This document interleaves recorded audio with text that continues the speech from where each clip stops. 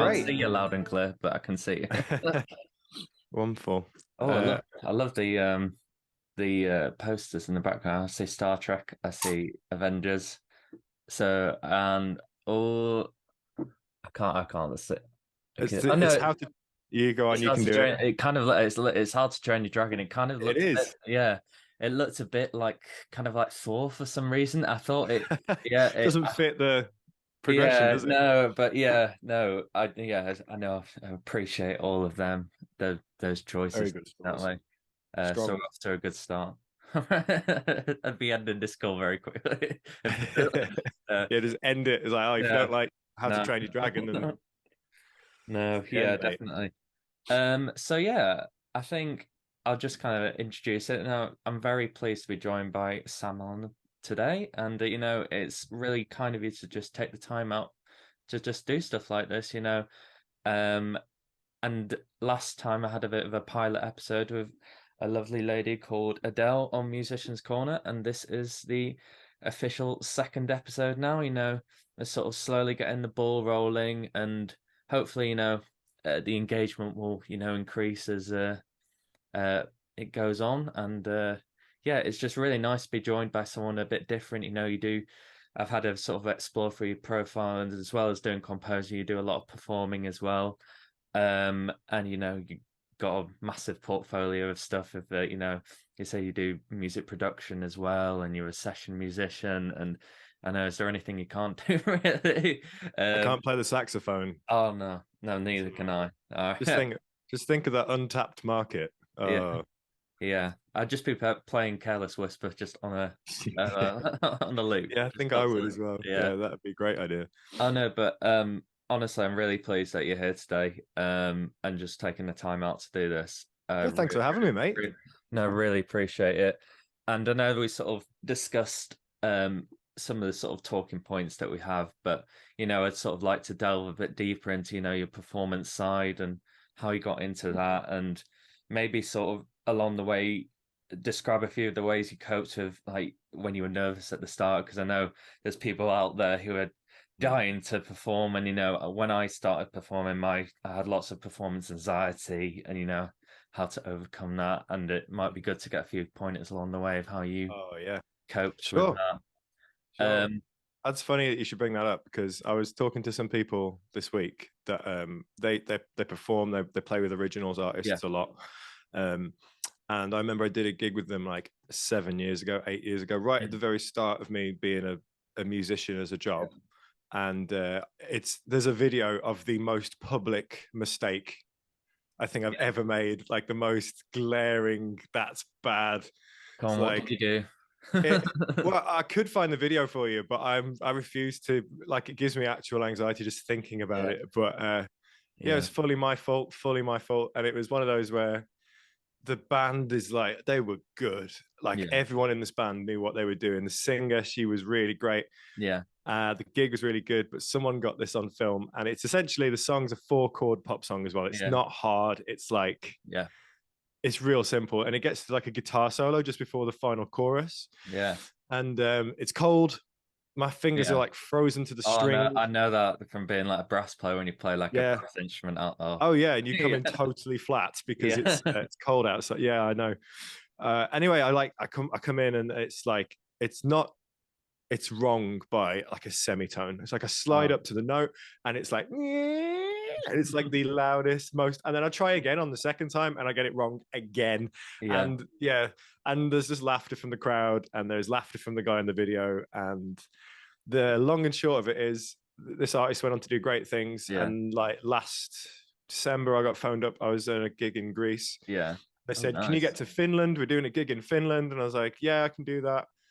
No rehearsal or anything, just like Yeah, show up, play this huge, huge, huge gig yeah. and go home. And they play that video to me when I get to the green room. They're like, "Do you remember this?" And I'm Oh. like, "Nah." I mean, look where you are now, though. I think you just got But to we're look doing back. better. Yeah, you got to. Yeah, definitely Things, a little better things are now. better. I think so. Things You are a got little bit. to. I'm over Yeah, it. I'm over yeah. it. You just got to kind of But it look is back funny. on. Yeah, you just got I to kind think of look. practical things Yeah, about that though, which is really cool. So if you're in front of a crowd of people, people. You know, there's this whole joke that's like you're supposed to imagine them naked, or you're supposed to like Yeah. imagine them in underwear, or put yourself at ease. It's like that doesn't work. I think the best thing you can do is remember that you've practiced for a really, really long time to do Yeah. this, and that if you don't, you can just trust it. It'll trust the Yeah. process, and it will just like usually just Yeah. work out for you. And I think the thing is, what you need to remember is, the people are coming to see you. They want you to do well. They're not there. Mm-hmm. They're Yeah. not there trying to catch you out. They want you to succeed in the performance that you give. They're not, I find that if you've got musicians in the crowd, I'm a bit nervous. yeah, Um, the crowd of people I work with are all really talented people who I love to work with. yeah. And occasionally, I played a gig last night. I got in quite late. I'm very tired. I only just woke up. I'll be honest with you, about an hour ago. Oh, So don't worry. Yeah. yeah, I think Saturday, that's about mate. the same. Yeah. Saturday feeling. And I have another gig this evening at some point. So I'm kind of I Yeah. work with the same people a lot, and they're really talented. They know their stuff. But I did a gig last night, and I didn't know any of them were coming. So normally I like to, if it's just me and I don't know anyone's coming, Yeah. I'll have fun. I'll just Yeah.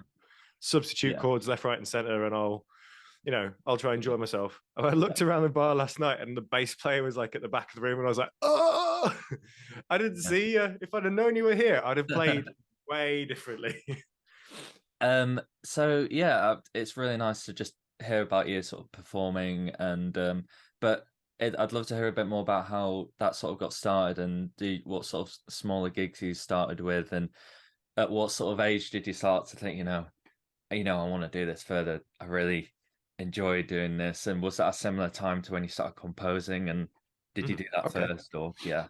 that's a great question. Yeah. That's a really good one because I think I started playing music out of necessity. Really, like Yeah. I've been playing music my whole life. My family are musicians, Yeah.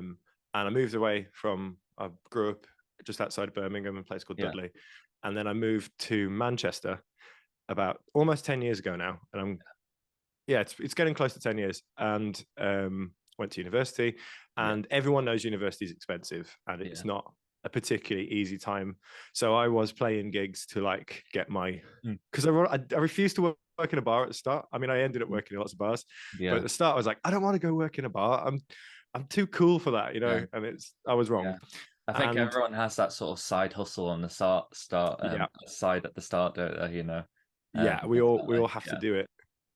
It's true, we do it, and I'm still doing it. I think I'm okay. I'm still doing it. Yeah. We're all still doing it. We'll Yeah. probably still be doing it once we've got Oscars, pal. Especially at the state of the world at the moment. I just try not to look at the news at the moment. Yeah, it's depressing. Yeah. But I started playing gigs because people offered me gigs for money, and I needed to buy groceries and books. You needed to live. I needed to live. Yeah, I needed to live. I didn't. I was stupid with my money at uni anyway, so I guess that didn't help. Yeah. It's cool. Definitely. So was it from the performing that you did that you sort of got into compose as well? Did you do any sort of like original tracks when you were doing your performing, or did you write anything for the band that you were playing for? Yeah. I've actually never been in a band that was like a band. I've always kind of wanted to, but I remember growing up. My dad's a drummer. The reason why I call it band is or like group is because I'm like orchestral trained, and I play in an orchestra, so I think I just think of it as that aspect. And those being session musicians very differently because you go from lots of different places, but I think that's why I just call it like a band or a group or an ensemble. No, I think it's a good term. It definitely encompasses everything that's there. But I think for me, my dad's a drummer, great drummer. And I remember watching TV when I was growing up, and it'd be like Jules Holland's on. Yeah. And Jules Holland's got this fantastic thing where there's like 8 different bands all in a circle. Yeah. And he'll just like keep walking backwards. Oh yeah, he won't stop walking. I think he walks. I think he keeps walking in between the acts, and then the camera just catches up with him. Yeah. Or they quickly change the band behind him. Like, oh, he's over here now. Move the camera. He's over here. Yeah. And I always used to be like, oh, cool, that's cool. That pop act is cool. But I always thought the guys dressed in black standing at the back were way cooler. I always what is that job? How do you do that job? Yeah. And it's only recently that I kind of remembered this, and I was like, wow, isn't it weird that I now do what I've always wanted to do since I was a kid? Yeah. I mean, I took a bit of a windy path. Like I didn't do the route that you're supposed to do, I guess. But the outcome was the same. Yeah, that's the thing, it doesn't matter what shape the path takes, you are where you are now. That's the thing. Oh I yeah, think yeah. it's very important you say your dad was a drummer and having those influences around you. Mhm. Um, I can sort of relate to that having my mum's side of the family being quite musical, and she played quite different kind of music, sort of classical music, and she played cello, and I used to go along to her Oh, that's cool. concerts and take lots of toys with me because I was like 5 years old and I couldn't sit still for that long. But Yeah, I think it was just the sound of the orchestra, and yeah, I really want to do this and pursue it further. yeah. Um, My but mum's just started learning the cello a few yeah, years ago, which is quite funny. So it's a lovely instrument. it is, and she's getting much better. I keep writing her pieces. I was like, oh, you could take this to your lesson and use it, and but she doesn't. She. This is funny because I wrote her a piece for, I think it was her birthday or something. It was just, she's grade 1, maybe grade 1.5.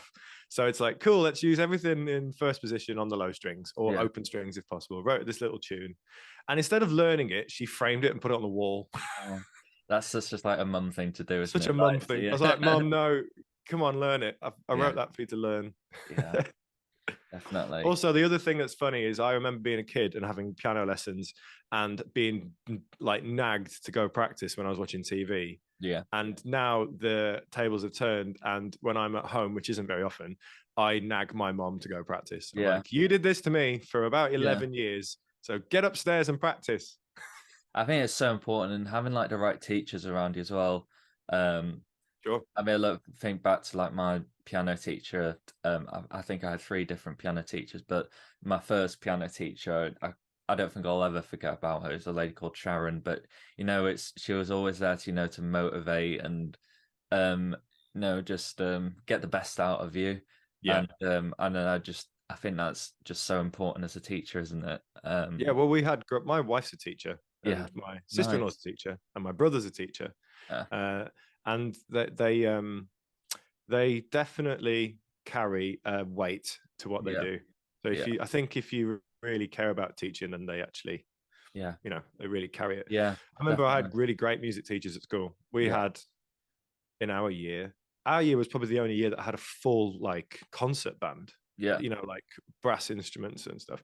I played guitar in the brass band. yeah, That's like, yeah. we used to do these, like, I don't know if you used to do them. There's like music competitions that, like, you'd be a teenager, your school would get dragged up somewhere in Yorkshire, Yeah, we and used to then, go to like we used to go to like Morecambe Bay and oh right. do a gig there like every year. Yeah. And There was one of like, those closer to us in Birmingham we used to go yeah, to at Symphony Hall. But yeah, it was funny because there would be a competition, yeah, and there'd be all these brass players, and then there'd be me carting around an amp yeah, and like my first electric guitar. yeah, uh, definitely. But I think back we did sort of big band stuff, and I think back to that, it was all like the kind of classic. Well, we did a bit of Gordon Goodwin. I mean, they were quite oh, I hard, love Gordon like, Goodwin. but I think I was just happy to be on like the fourth trumpet in those ones, even though they were still Four. very You had high. Yeah, four trumpets? yeah, What? What yeah, kind of school was this at? Four? yeah, I mean, we had yeah, like one or yeah. maybe Oh god, two. we always had too many trumpets. That's the thing. Oh yeah. And I think the bands ended up combining at some point, and Yeah. we had like nine trumpets. Our school was great. We had a jazz band that was really cool. Like, the jazz band was good. We used Yeah, to play Gordon Good. We'd be yeah, 16 years old and we were playing Gordon Goodwin stuff. yeah, I used to move. So my brother's a drummer. He's a proper musician. He does. yeah, He went to music college and everything. yeah, Um, but he used to play drums in the jazz band, yeah, and my family were the rhythm section pretty much. We would just be. I'd be on the bass or the guitar or the keys, yeah, and check with the drums, and that's kind of what our family's become. We are the yeah. rhythm section Yeah, and in general. what does your wife teach? She says she's a teacher as Primary well. school teacher. She's a primary school. Primary, yeah, So she is yeah, she works in a primary school here yeah. in Manchester, and And I think that's so important as a primary teacher. You got to have patience, and mm, I can get her in if you want. She's motivation. around. All right. Could talk about it. Yeah. Um, but yeah, no. it's really cool to hear about you performing. I've got a bit of your notes up in front, and I know I sort of keep looking at your pictures behind, and I know you talked about Alan Silvestri, and I keep seeing Oh Avengers. yeah, mate. Um, Yeah. and do you think, in terms of composers like that, I know you've got Hans Zimmer, and I'm going to pronounce it Michael Giacchino, or Oh yeah. I yeah, think right, just because I'm a Michael Giacchino fan, I think it's Giacchino, I think it's Giacchino, yeah, but I yeah. don't know him. So Sorry, Michael Giacchino, if you watched this. if you're watching this, hire us both, please. Thank you. Yeah. But yeah, some great influences in there. When you do like your composing, do you try and think about incorporating, I guess, some of that, not it's like Yeah, plagiarizing definitely. as such, but No, no, aspects no. of their work. De- But I say 100%. plagiarizing, but I think it was like Stravinsky who said, it's like good to plagiarize, to an Mm, extent, obviously not directly copy it, but yeah. copy the style and Hmm.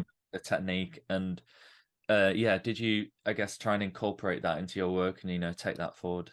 Yeah, I think Yeah, so. I mean, the reason I have the pictures up here is it's a pretty random assortment. We've got Star yeah, Trek yeah, 2009. I think it's just a normal film score. yeah, It's just a film score. It's not groundbreaking. It's not no, special in any way. I think it's really good. But the reason it's up there is if you think about who your heroes, like yeah, the composers you want to be like. yeah, Um, I've I had this thing where I was like, right, me. The truth is, composers, we're not going to be very good until we're about 50, yeah, maybe 40. I'm 28. So I'm like, right, I have a very long time to get very good at this. And it's John Williams was 44 years old when he wrote the yeah. first Star Wars movie. That's what my So partner keeps saying to me, is in if I ever have a down day, it's just like, yeah, yeah, how you got old John time. Williams was when he, Yeah, did his first big score. I was like, yeah, he was pretty much twice our age. yeah, So I think I have it up here to remind myself that if I'm writing something, it sounds terrible, mhm, and I listen to one of these and I'm like, oh gosh, they were really good. Well, I also like, because I did some research, I know how old the composers were when they wrote these yeah, films that I like. It's like John Powell was like 40 something. yeah, Giacchino was 40 something. yeah. Silvestri was in his. I can't do this because the camera's mirrored. Oh no, I know. It's mirrored. Really not working. I Yeah, don't know who's done what. But yeah, they were all older. And yeah, so what I actually did was, if you want to know what Michael Giacchino sounded like when he was our age, yeah, like pre-30, go listen to the Medal of Honor soundtrack yeah, on Spotify, because that's yeah, how old he was when he wrote that. And that's good, because I think if you want to compare, don't compare yourself to Hans Zimmer, who's in his 60s, because yeah, that guy's really knows some stuff. He's yeah, lived some life. If you want to compare, which you really shouldn't, yeah, um, if you want to compare, at least make it a fair yeah. comparison And I and pick think, someone who was yeah, your age and had similar experiences, I guess. yeah, I think you made a really good point there, and I'll make sure to tag that Medal of Honor film in as well, because I'm sure other people will be It's still really a game. interested. He Yeah. did games. Yeah, it's let me Um. just double check because I don't want to be wrong, but I'm pretty No. sure Don't worry. the first Medal of Honor came out in like 2001, didn't it? Michael Giacchino, Medal of I Honor. think my watch list on IMDb is about 750 films now. Every time I go Ah, home, my brother's like, "Oh yeah, yeah, watch this, oh, add this, and have you so seen this?" I no, yeah, yeah, I'll add that. Yeah, yeah, yeah. I know it's random, but I'm going to bring it up because Michael Giacchino wrote Medal of Honor. 1995 it came out, right? 1995. I was born in 1994. So you kind of go, well, if you're going to compare yourself, compare it to someone who's yeah, like, don't compare yourself to the master yeah. if you I really was want having to. this. I know this is getting a bit sidetracked here, but I know we're That's talking fine. about films. And do you? I know it is a music question as such, but my partner and I discussing yesterday, saying, do you remember like the first film you saw at the cinema and like properly remembered it, and got properly immersed in it? And can you remember the Yeah. first time you went to the cinema? And I think the first film I could remember was the first Harry Potter film, which I All think right. came out in 2000 or 2001. Yeah. Um, Yeah. but yeah, no, I was just wondering if you could, remember a moment like that when felt fully immersed in the film, the first film you saw like that, or Yeah. And yeah, the funny thing is, it's not. I wouldn't actually say it was a great film now. Like looking back on it, it's not a was particularly that great film. Bambi or something like Yeah. No, it that? wasn't. My family didn't really go to the cinema very often, but when we did, I Yeah. think we went to see Narnia when the first Narnia film came Yeah. out. We went to see that all together as a family. Yeah. We might have been to stuff before. I can't remember what year. I remember explicitly seeing Star Wars, Clone Wars, Yeah. Attack of the Clones. Yeah. I remember seeing that, and if whichever of those two films came out Yeah. first was the first one I saw. But either way, Is that looking the back on it, remake of the Narnia, the one with Harry Gregson Williams score? yes. Yes, yeah. But I wouldn't Great. be listening for that in Yeah, great score. I 2004. know, I was just like hearing it in my head, like da, Um, da, da, da, yeah. da, da. Well, Yeah. at the Yeah. same sort of time, you've got Shrek, and I think we went to see Shrek as well, which is And yeah, Harry Harry Gregson Gregson Williams, and John John Powell. Powell. Yeah, yeah. Not Alan Silvestri. No, Alan Silver. I'm going to remember this. Alan Silvestri. Okay, Yeah. there we go. Yeah, he might have been in it. He might have, he might have done a little feature on a track that was just Maybe. I think all the films that he put they got these, synonymous sounds that you could have just got these themes that Mm-hmm. you could play the first note of, and Yeah. I mean the Avengers is obviously got da, da, da, da, and you Yeah. got da, da, da, da, da, da, da, and Yeah. Well, that's important because like one yeah, of my career goals one day is I want to be that good of a composer. you You want a know, great whistle test so that I people want to can, work on Star yeah, Trek when I'm old. I want to be. I want to use that fanfare da, da, da, da, da, da, da, da, without plagiarizing or copyrighting it. yeah, One day, that's a cool goal. The yeah, other thing is these like normally when you go to a film composer's house and they've got like pictures on the wall, it's films they've worked on. yeah, definitely, But all the little films I've worked on, which have been really fun, there aren't posters for them. yeah, And I've asked the director once. I was like, "Hey, have you made posters for this?" And he's like, "It's not being screened, so I'm not going to like take the yeah, effort to do it." But also, it'd be so random for me to have them up there. I'd be like, "Oh, I don't really want to have people around and be like, oh, look, here's all my yeah, work." yeah, definitely. I know you said about working with, smaller films, and I think I asked this question on my previous musicians corner, Sure. and I think even though it's the same question, I think everyone has this sort of slightly different story of how they interpret the question. But how did you sort of make that stepping stone into the doing Mhm. films, and what sort of advice would you give to people to who are looking to make that break Yeah. into an industry like that? Yeah. Yeah, So, yeah, the story is actually working in films is quite new to me. Composing yeah, music's not. I've written music yeah. since all the way through. Film slash composing, probably. Yeah, Yeah. So like actually putting the two together yeah, and working on a project that actually went on TV or actually went on an advert or something.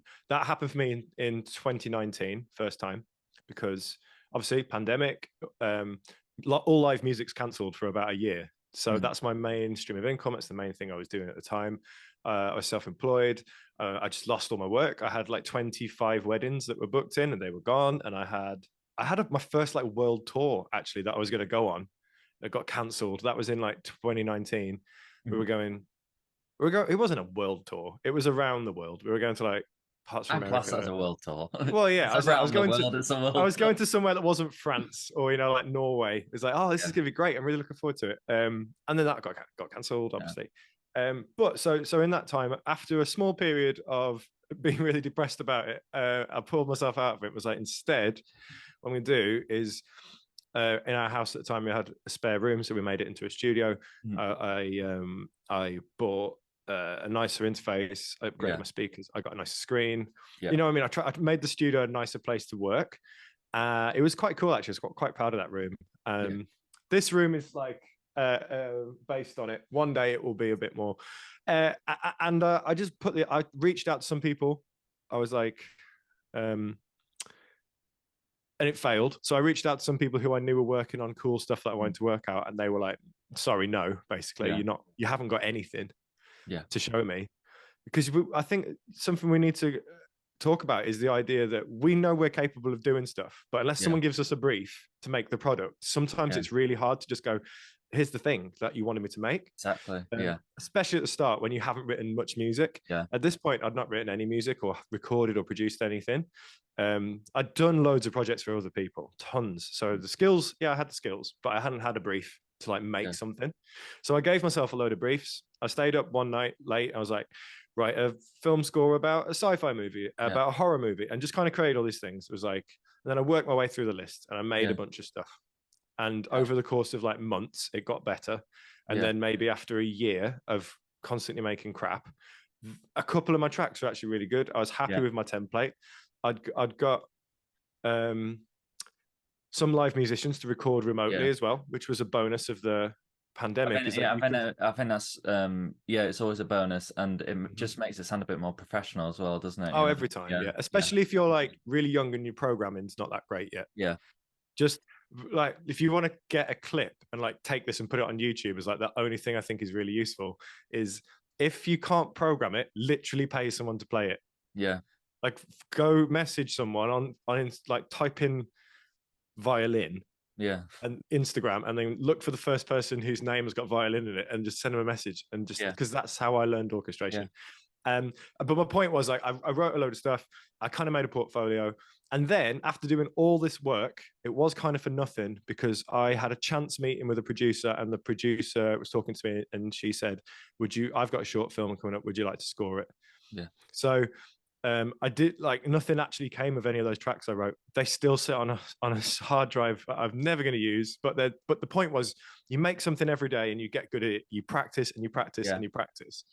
And then what happened was, I was lucky with this one film, and this director contacted me. It was a short 10-minute, 15-minute film. It was a comedy as well, so it was hard. Comedy's hard. But he decided he wanted to do it like a clip. He showed me some great reference, some really useful reference of a TV show that had the beat, and it had the idea of like how he wanted it to come across. And I was like, great, I can replicate that. And I did, and it went really well. I did it for free, which is important. Sometimes you should take a project on for free if you can. And then it was really cool, because a few months later he messages me and go, hey, like, it's been accepted in a film festival and it's going to be shown at this place and this place. And I was like, wow, that's really good.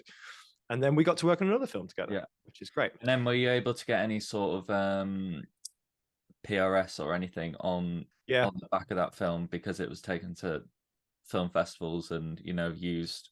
So the cues that I put on it are actually they're PRS registered. I haven't checked to see if it's actually made any money, but point is, I think I did retain publishing on that.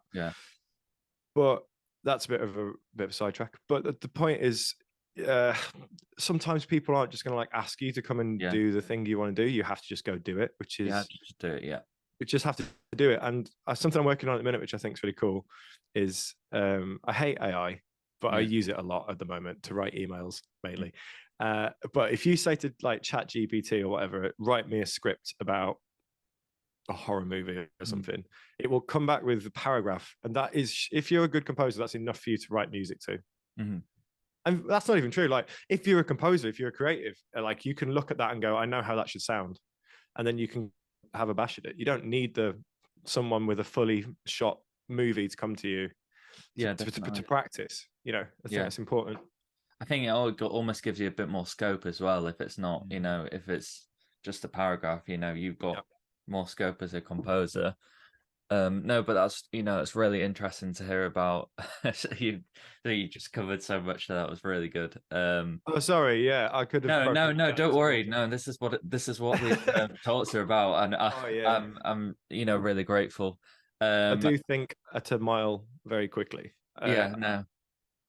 And I think just going back to what you said about these composers, as well as having their big breaks at later ages, and not trying to compare yourself to them. I think it sort of goes into the other stuff as well, seeing other people on Instagram and other stuff, and it's very easy to compare yourself to other people. And I think Instagram and just social media in general is just one of those places that shows all the good stuff and not all the the stuff behind the scenes. And I think I think that's the thing. It's an honesty thing, isn't it?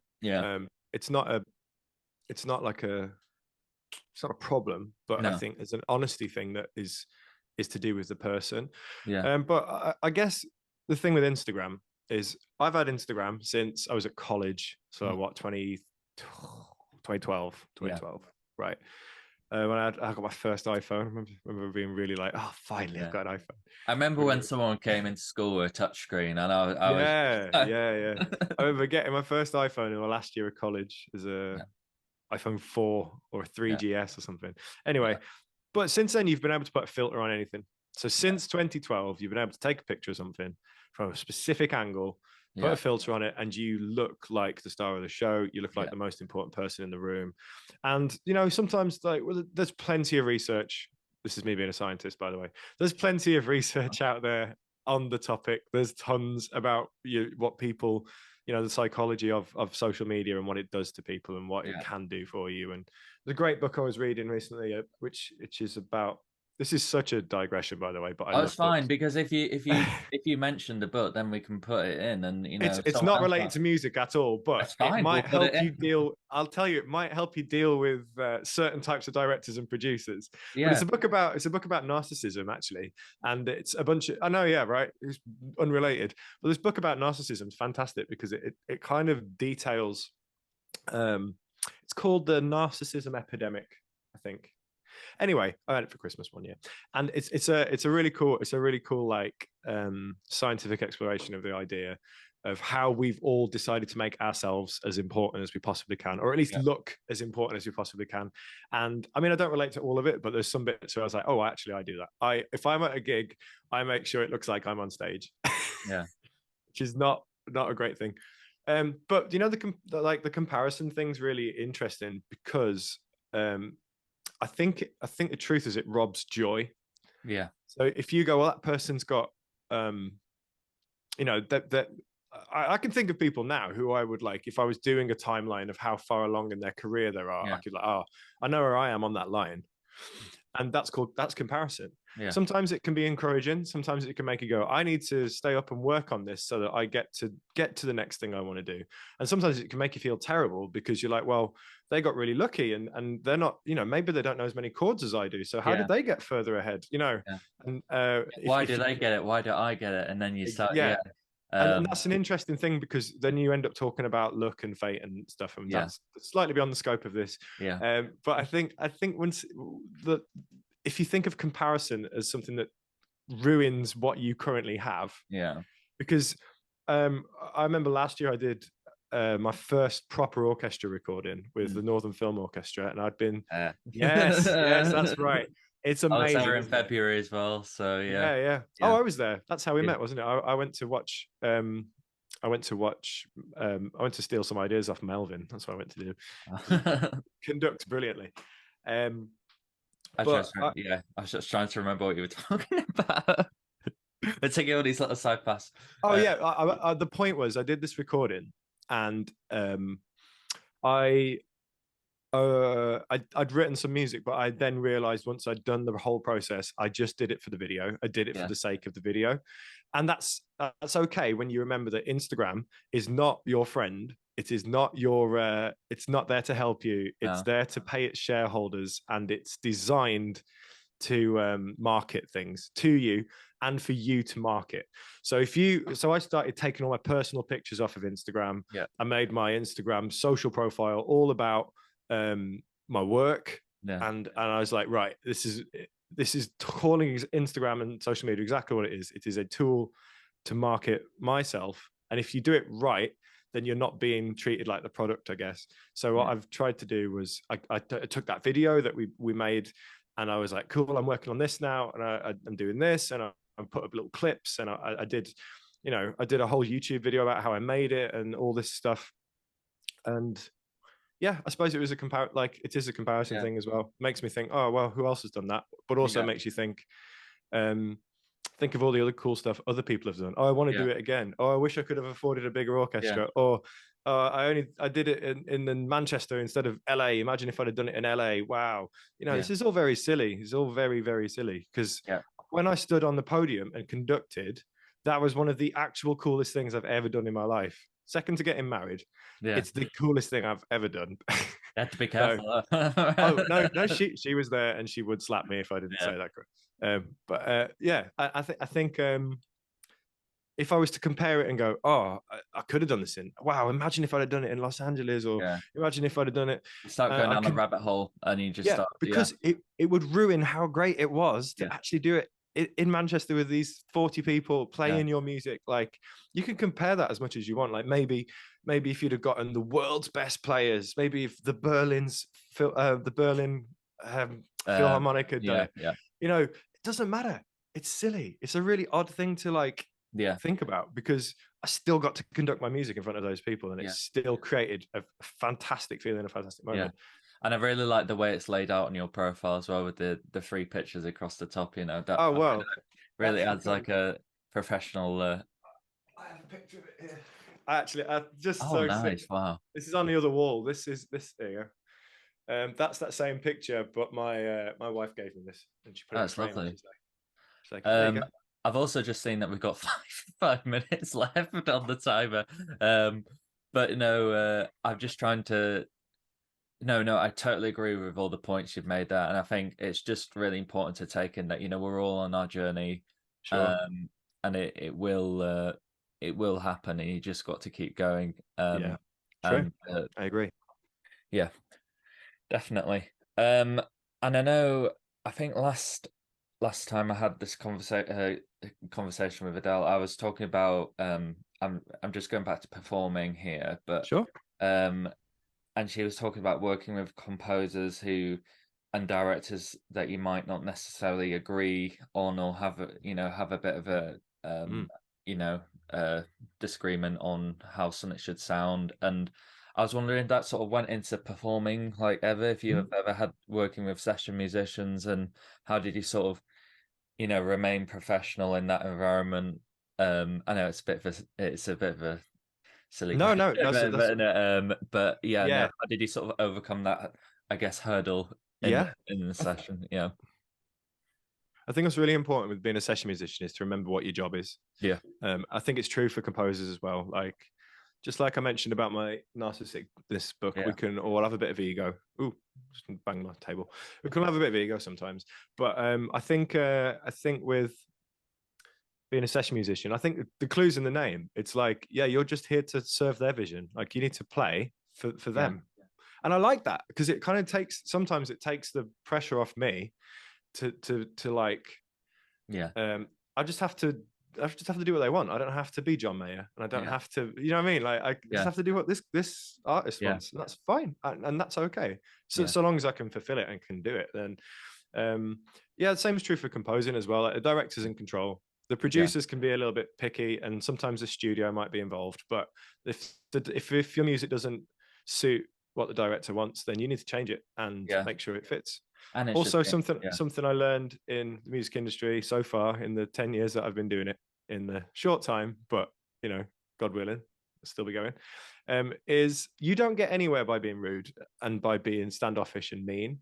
You all the most high profile people I've met in general are very nice, mhm, and they are pleasant, and they are, with the exception of maybe a couple. But the point is that in general, to have gotten that far along what is essentially like music is kind of a service industry to an extent. It's a yeah, little bit like hospitality.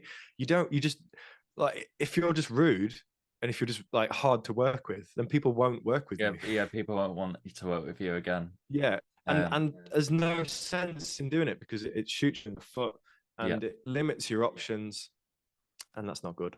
yeah, definitely. Um, Try hard to be nice. Yeah, definitely. Yeah. And I know you said you mentioned that you've got a gig tonight. In terms of, Yeah, got a yeah, gig. is that anything that people can come to? And have you got any sort of details in terms of uh, where it is well, tonight? it's tonight is what I like to call just a money gig. I am Yeah. playing some covers at a bar called Hatch, which is like this big outdoor eatery Okay. in Manchester, and obviously anyone is welcome to come, and it'll be fun. But yeah, I don't play like my own music shows anymore. Yeah. Really, I focus on composing stuff. Yeah. If you want to restart this for a minute so we can finish it Oh off, that's yeah, up of to you. course. Yeah, absolutely. I was just I've got saying a it bit was of about time. to end. I was just like waiting for you to talk, and it just go poof. Yeah. I'm not paying for the premium. Yeah, yeah. You might have to though if you keep doing Oh more of yeah, these definitely. podcasts. Yeah, Yeah. yeah, yeah, definitely. I might have to make a little investment into Zoom.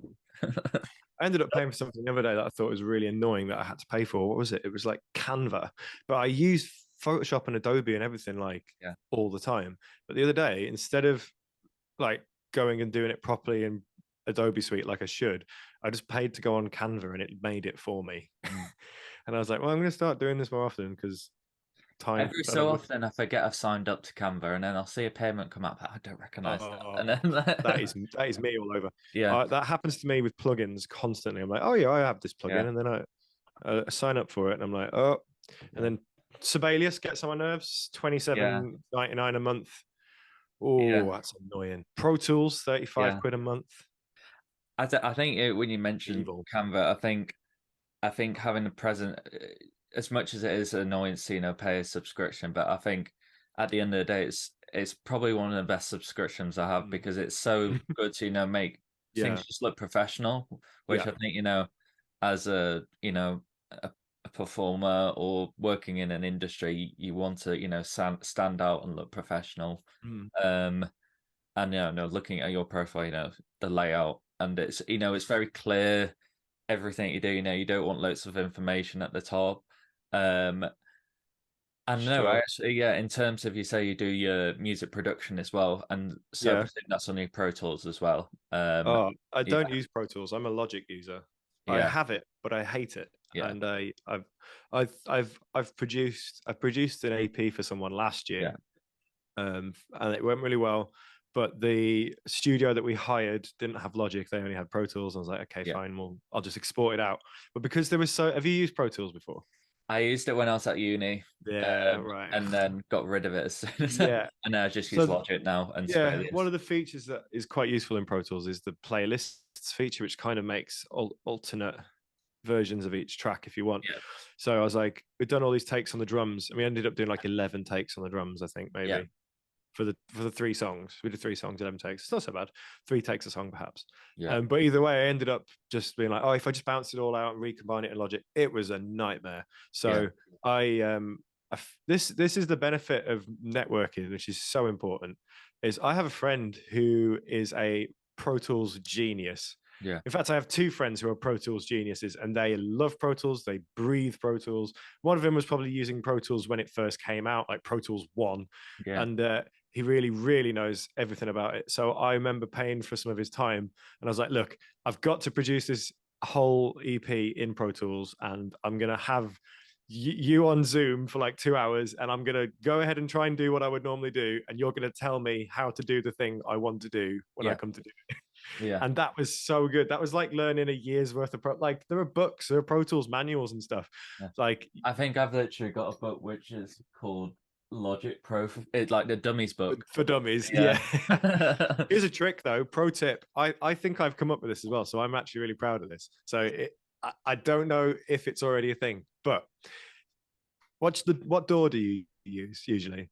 Like for a second, I was thinking like I have a front door. Oh, front door, back door, garage door.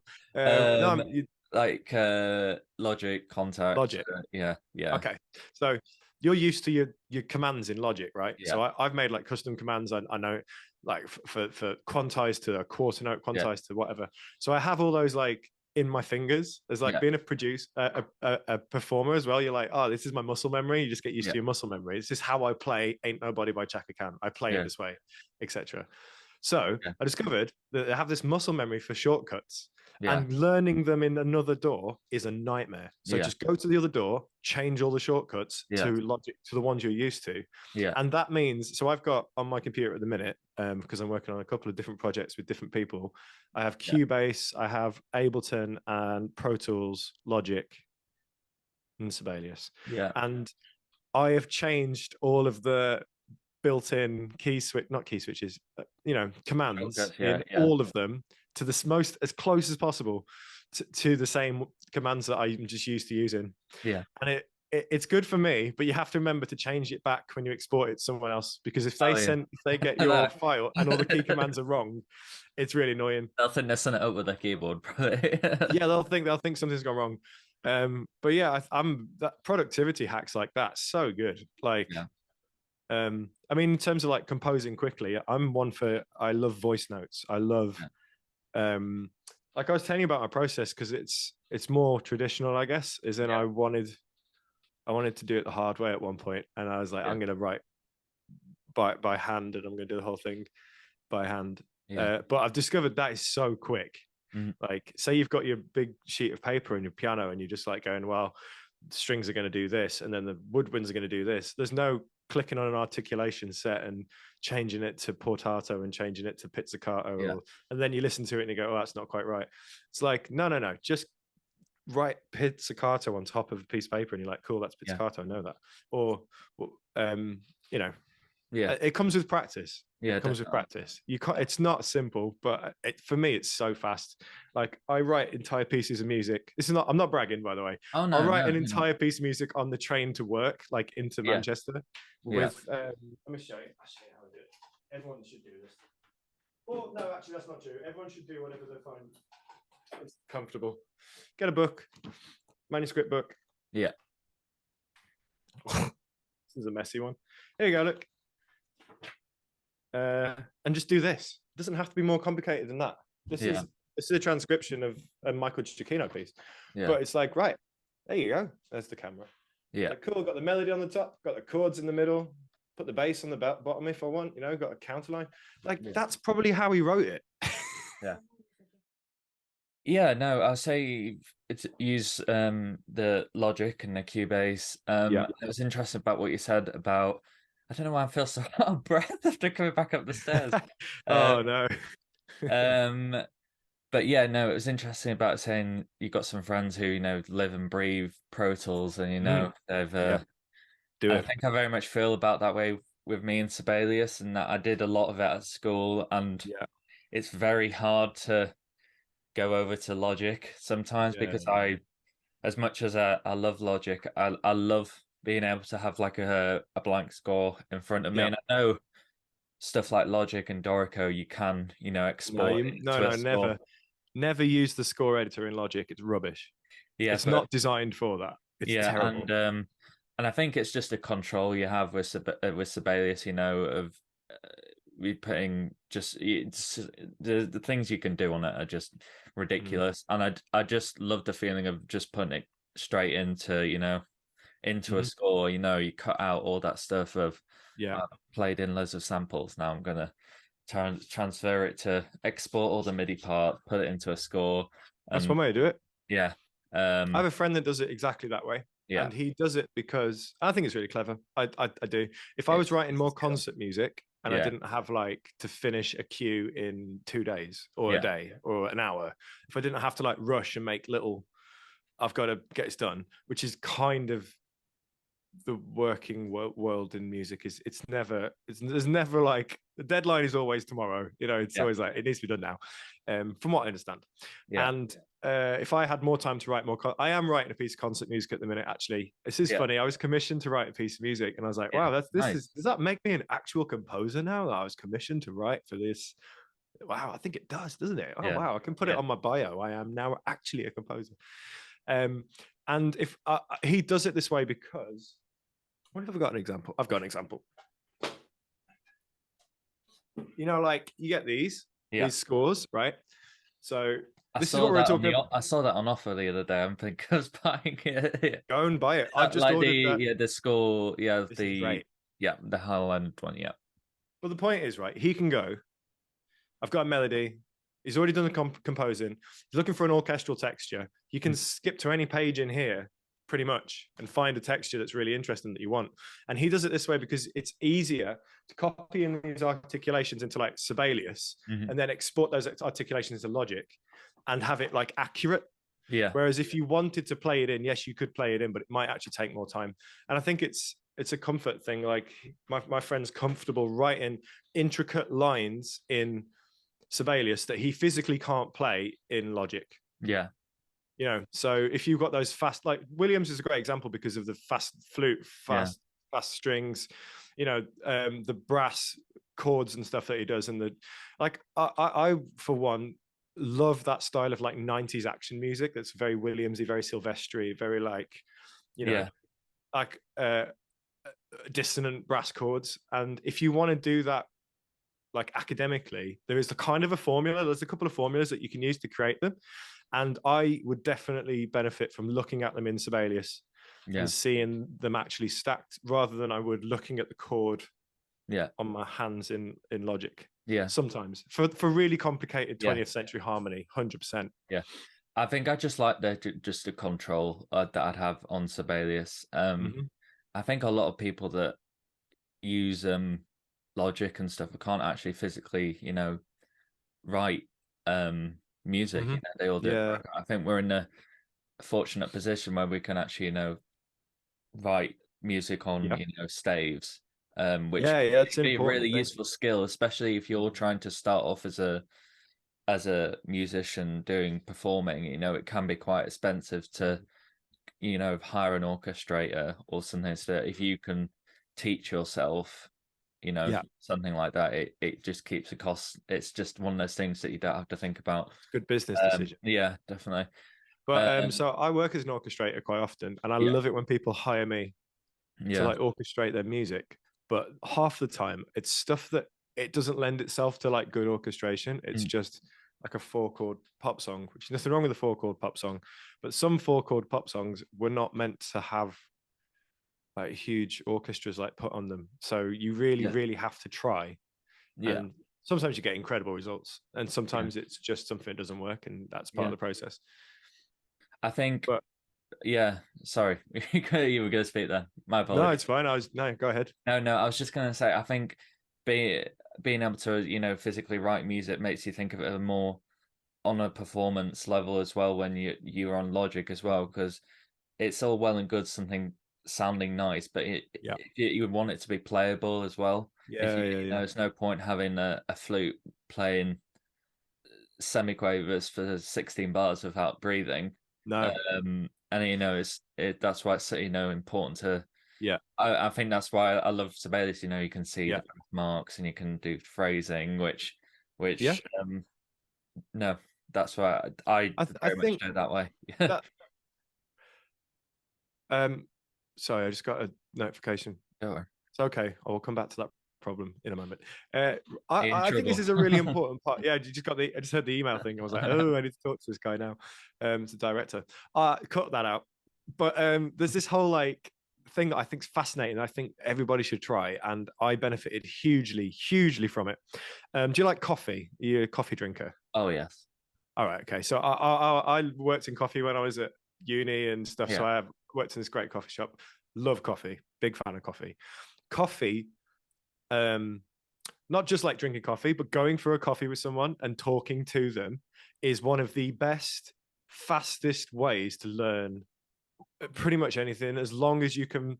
I need to qualify that because you probably can't learn medical things that way. Anyway, like you can when I was struggling to write my piece of music for my orchestra recording last year, find someone who plays the flute and Mm. say, "Hey, can I take her out for coffee?" Be professional about it. Be professional about it. Don't be like creepy. Mm. Let me take you out for coffee.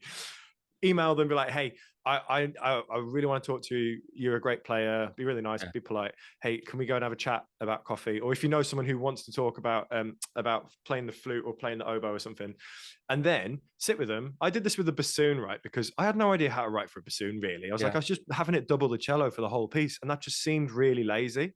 Yeah. So I had coffee with the bassoon player, and I was like, right, when you see a piece of music where you're just doubling the cello or playing the bottom note of a chord, or you're just doing bum bum bum bum for the Yeah. whole thing, right? How can I as a composer avoid that for you? And they came out, they're like, hi, listen to this piece, listen to this piece by, listen to this piece by, and then there's this soloist, and then this performer's fantastic, the way they Yeah. play like this.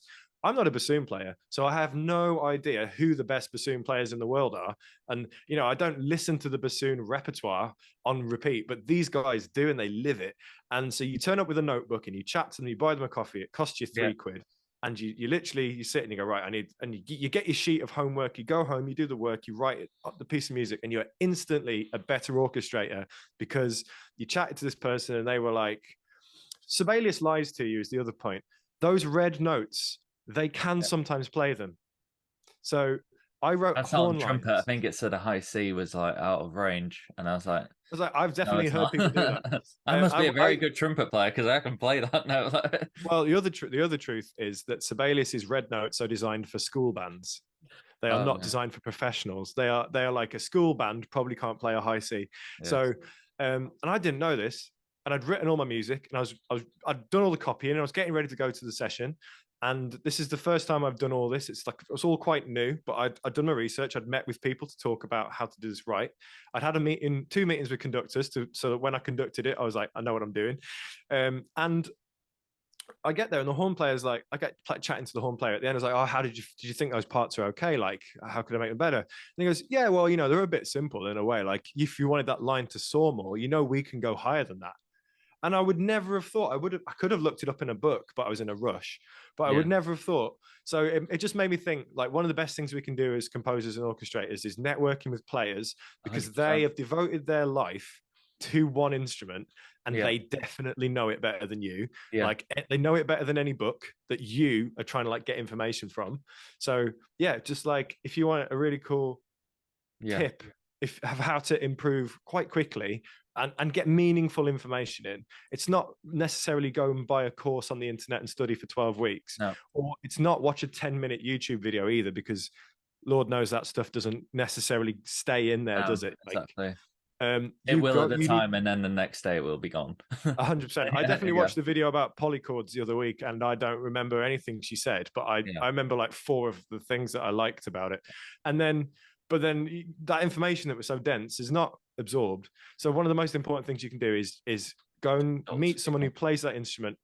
And for example, people come to me about guitar stuff. They ask me Yeah, about, oh, is this a playable arpeggio on a guitar? And I normally say no, because some muppet has written it in Sibelius and yeah, copied and pasted it from a piano to a guitar part and just assumed that we can do it. yeah. No, I think you make a really good point. And I think just as musicians, every day's a school day. 100%. Um, Yeah, man. and I think that was very much the same with the string writing when I did for my recording session. Yeah. I'm always interested to know more about bowing and Oh, yeah, yeah. That's a yeah, tricky one. and Yeah. just making sure that all the parts are moving together and whether it's possible to double stop notes or because they might Mm, be on the same string and yeah, just really interesting things like that.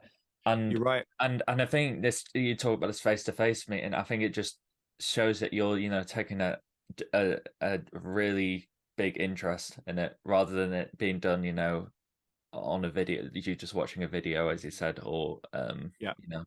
even it, I think it's even more, it's not more personal just having like a text conversation about it as well, Mhm.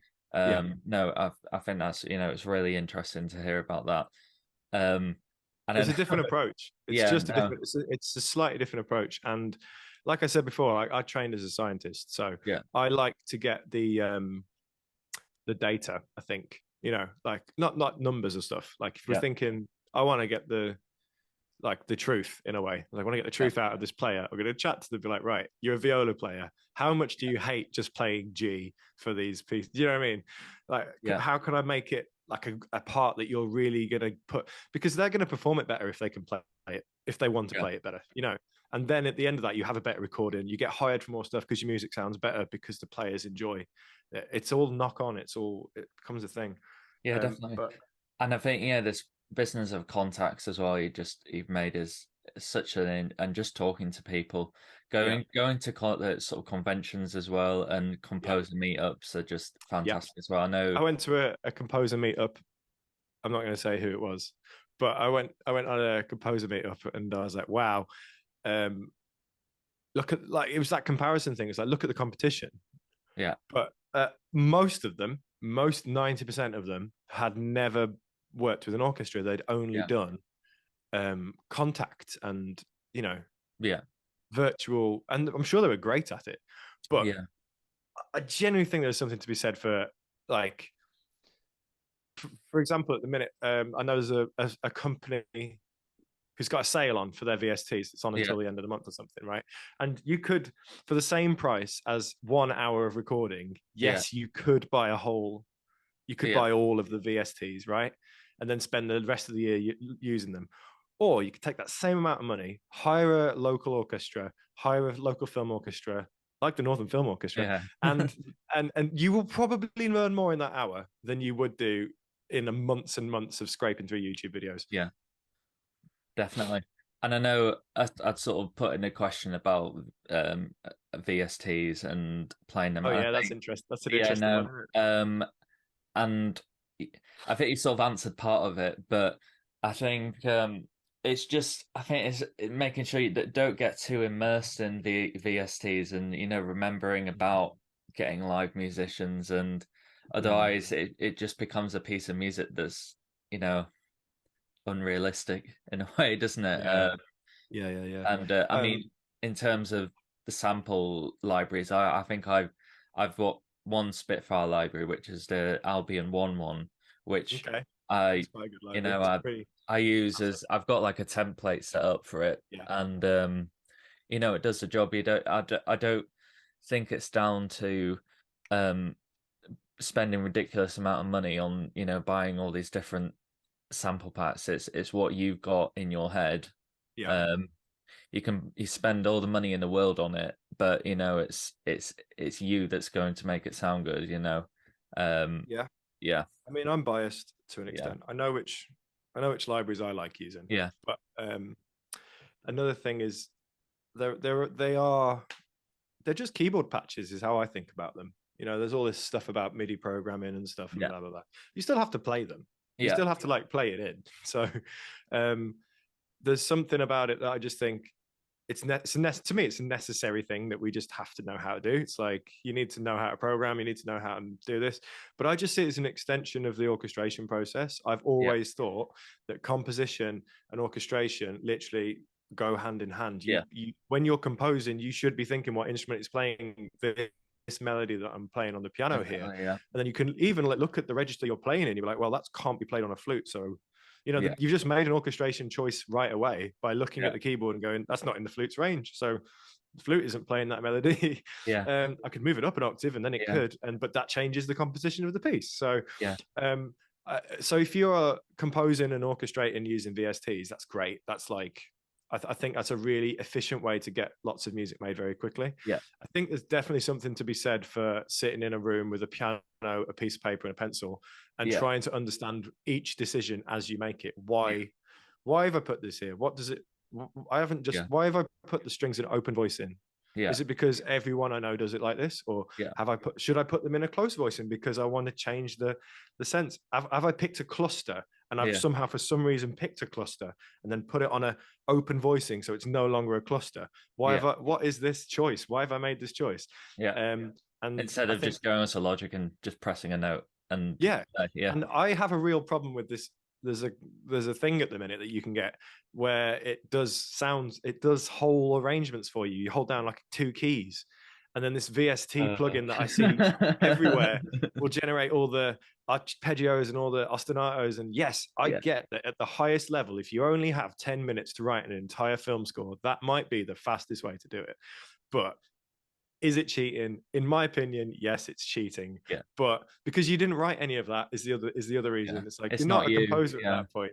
It's And I like hitting mean, an a good arpeggiator. yeah, yeah, a good composer, like a good client you've worked with before, if you like stuck a piece and like that, they'd know it's not you because Mm-hmm. you have your own style of writing, and Yeah, they'll, yeah, as you work with people, they'll get to know that style. yeah, It's the same with any composer, or the same with John Williams, or John yeah. Williams is all about those perfect fourths. No, That's man, he yeah, lives in his own world. It's John Williams' world. We just live in it. It's yeah, like I genuinely think when you put him on, when you know those tier lists that used to be popular a few yeah, months ago, is like John Williams is at the top in his own little god realm, and then yeah, everyone else is just kind of like they're good, they're yeah, really good, but they're not like that guy. He nailed it. yeah. Um, I know you're saying about you do a lot of writing on manuscripts. Have you seen some of his like I first have I have drafts? studied And he'll them have like intensely. the woodwind all just on one line. Have I Just seen it? yeah, it was really it's mad to think that someone like Thomas Newman worked with John Williams as well. And just trying to think of Thomas. Newman. Oh, Thomas Newman did like Finding Nemo, didn't Yes. he? Yeah, yeah. That's literally that's American what Beauty. It's yeah, that soft yeah, Dorian piano yeah, stuff. That's him. yeah, yeah, But yeah, I suppose, yeah. I it's that collaboration. Like his orchestrating skill would have been what yeah, got him that gig. yeah. So And then it all just blossomed from there. That's the yeah, thing. it's all worked out really well for those guys, hasn't it? What's your Yeah. favorite score you've been listening to recently? Oh, you're asking me a question. Yeah, I'm asking you. I'm asking lots of Really? people this question at the minute. I thought this Uh, was a good opportunity. oh my goodness me. Right. I think this is one of the hardest questions. Like, if I ever meet, I went to a wedding at the weekend and spoke to a few people, and they said, "Oh, no, what's your favorite piece of music?" And I think that's That's a tricky possibly the question. hardest question to be asked. I'm, Yeah. I'm not trying to avoid your question. I was just making No. a point. Well, if we were to look on your Spotify or your Apple Music, what would it say is your most recent played? Oh That's the gosh, answer I'm looking for, I guess. I'm should we doing a have a bit of look? research. I know what mine is. I can't explain why, but I know what mine is. Apparently, it was Sam Fender. Fair enough. Like, Um, uh, so I'm just going to go on my search bar. go on then. Mission Impossible. Okay, Yeah. which one, the original one or the Michael Well, Giacchino one? I started off listening to the Michael Giacchino one, and then I Mm, found like the original one. yeah, that's Um, some yeah, crazy writing. yeah, Mine is at the minute. The most thing I've been listening to the most is the first Star Trek film, yeah, motion picture, 1970s, Jerry Goldsmith. yeah. And I've been listening to that. And then the next thing on my playlist is James Horner's Star Trek 2. And I'm Oh, like, I'm honestly not a massive Trekkie. Like, yeah, I like Trek. I think it's cool, but I'm not like a massive Trekkie. And then the other day I was looking through my Spotify and I was like, people would think I am a massive Trekkie by looking yeah. through what I've been listening to because I'm a huge fan of that style of orchestration. Like Hmm. I can't get enough of it. It's like that Family Guy style, the Simpsons style orchestra. You know what I mean? These big Hollywood things. I'm like, I really want to be able to write like that. So Yeah, I have it like saturated a lot of the time. It's a lot of the music I listen to, apart from all the random covers I have to play. But yeah. that's a good tip. And then I think I've got the Holiday original. Ah, I Yeah, love the the holiday. yeah Big original fan of that. motion picture. But I was I think I just remember it. I can't remember the full story behind it, but the main theme in Yeah. Holiday was originally by Ennio Morricone. Really? Yeah. Da, da, da, da, But da, they da. put it in that's a At Holiday. the start. You mean right at the Yeah, start? yeah, yeah. Where Jack Black's very poorly trying Oh meant yeah, yeah. He's yeah, faking being a yeah. composer. Yeah, yeah, sure. Um, That's and cool. the trivia there, that was actually Hans Zimmer's setup at that time. That was his setup. It Yeah. did look legit. Every time I've seen Um, that scene, I go, yeah, that looks like a composer works there. um, That's but brilliant. the thing was Love that that. the I can't remember the actor's name, but the guy who plays Arthur, the elderly man in The it. old guy. He was originally in one of Ennio Morricone's films. Um, so Right. I think there's some sort of link between that theme and putting putting that in. That's Um, clever. yeah, I love it when people are clever like yeah, that. it's crazy. Because I went to watch like a tribute concert last November at the O2 in London, and they started playing. It's like I recognize this, and no, it was it's like there's no way he wrote that without being A some bit of sort of help. story behind it. Uh, Yeah. I went to see him live, right? I got tickets for my birthday. It was oh, amazing. So good. Like I'm a big thing about I hate because I see I'm on stage a lot, so I see a lot of people's phones. I yeah. hate that personally. It annoys me. You want to be So there for the experience and put yeah, your phones away. That's the thing. I Isn't did. I it? took one photo at the start of the evening so that I could show people I did Yeah, it, and then I put my phone away and I watched the whole thing, and it was brilliant. I yeah, was right at the back as well. I was nowhere near the front. I had nice cheap seats at the back, yeah, but I remember just thinking, even where I was sitting, it was really, really impressive. But yeah, it was really like if you get an opportunity to go see him, yeah. I don't think he would have thought like 25 years ago when he was scoring movies that he would get to take them and play them live like Yeah. that. Yeah. I just think he's really nailed it. It's like, it's really cool, but I don't think that was what he wrote this for. It's just he's found a way to present it without the film, and it exists on its own, and it's still good. Yeah, definitely. And I know we've taken a 40-minute segue to Oh, because we were talking about yes, your performing before, but you just very quickly touched on the um your performing again, and I've just seen we've got 6 minutes left again. that's Uh, fine. I so need to go off after this. if you can just I'd I'd love to hear a bit more about the gig you're doing tonight.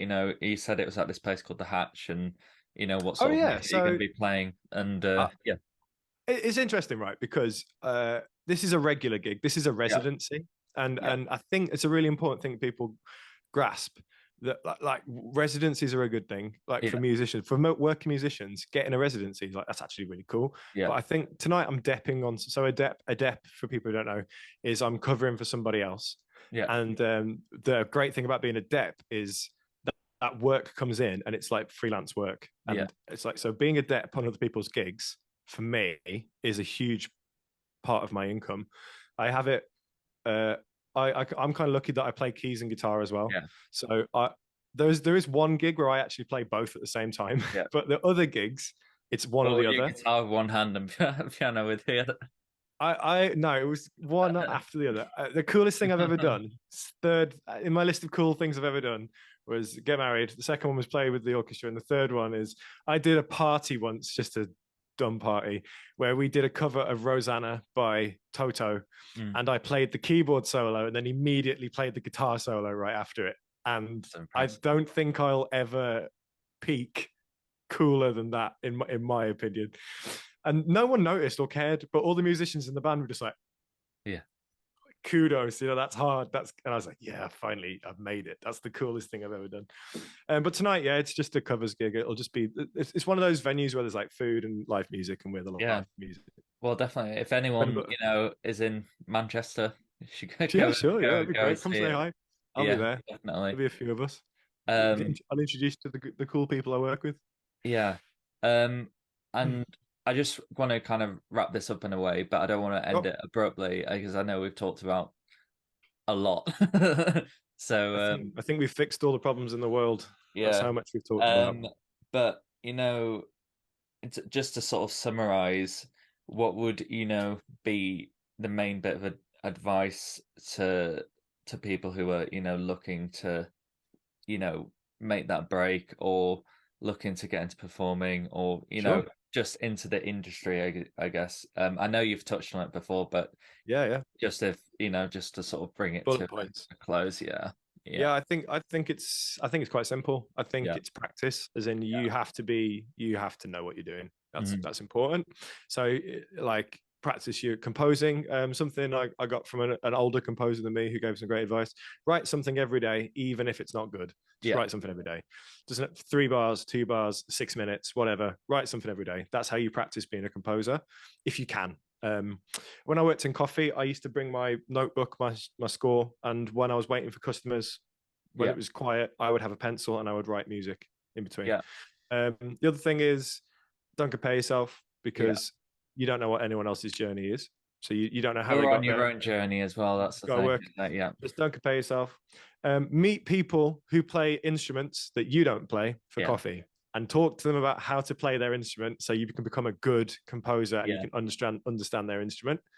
And And I think also just to add to that, it's like don't be afraid of having less knowledge in that instrument, because Mhm. yeah, I You're not think meant to. yeah, They've yeah, devoted their life to it. They yeah, know more than you. yeah, And I suppose the final piece would be, have fun. The reason we do this is because we think it's fun. yeah, Like when it stops being fun, you can stop doing it. That's okay. yeah, But try your best to enjoy it as much as you can yeah, because it's a privilege to make music. It's a privilege to be good at making music, and not everyone gets to do this. So if you have the opportunity to do it, then you should. definitely.